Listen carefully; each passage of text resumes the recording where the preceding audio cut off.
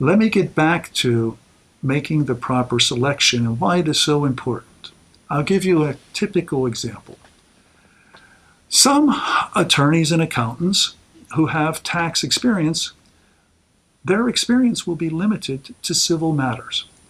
And so, when you come to see them and you tell them, I'm under investigation, CID or CI, which is the Criminal Investigation Division of the Internal Revenue Service, has sent two special agents. They always come in two. One asks the questions and the other one acts as a witness and takes notes. But they arrived without an appointment, and they told me I was under investigation, and they told me these particular years were an issue and the tax returns appeared to be wrong. Well, you report this to the person you're interviewing, and if he has a civil background, he's going to draw upon that experience, and he's going to say, well, maybe we should amend the tax return, or maybe we should cooperate with the agents so they don't get angry with you, and so they cut you a break, and this stays a civil matter. Both of those suggestions are incorrect and could possibly result in additional evidence against you. For example, if there has been a determination by the agents that your tax return is false, by filing an amended tax return, you are admitting that the first tax return that was filed under the penalties of perjury was incorrect. But they won't term it as incorrect. The term they'll use is fraudulent, false and fraudulent. So you have to determine, is it a good idea to run out and file an amended return, which they probably will not process anyway. And that depends upon what your ultimate defense is going to be.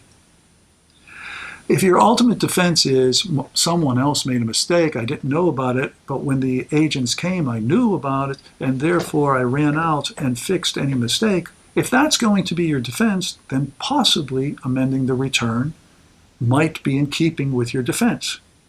But if your defense is going to be, there's nothing wrong with that tax return, and tell the government, prove it, well, if that's defense, it would be counterproductive to run out and file an amendment, obviously.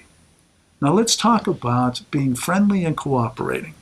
As long as you're giving the agents what they want, which is more evidence against you, of course they will be friendly. And then the first time that you show any amount of hesitancy, any resistance, they are likely to, one or the other, immediately lose their temper and start threatening you, what we often call good cop and bad cop. One agent will tell you, oh, calm down, as the angry one walks away to give the one who is now your friend an opportunity to convince you to give them more information, which will be evidence against you.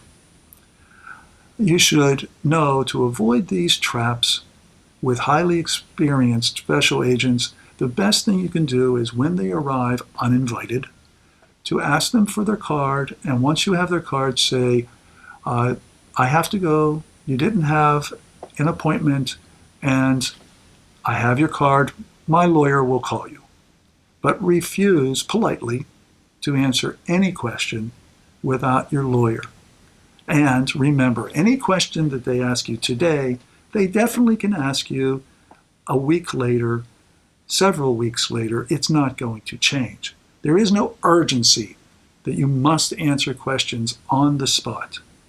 When somebody is rushing you, you should, as a natural reaction, slow down. Take your time and make an informed decision.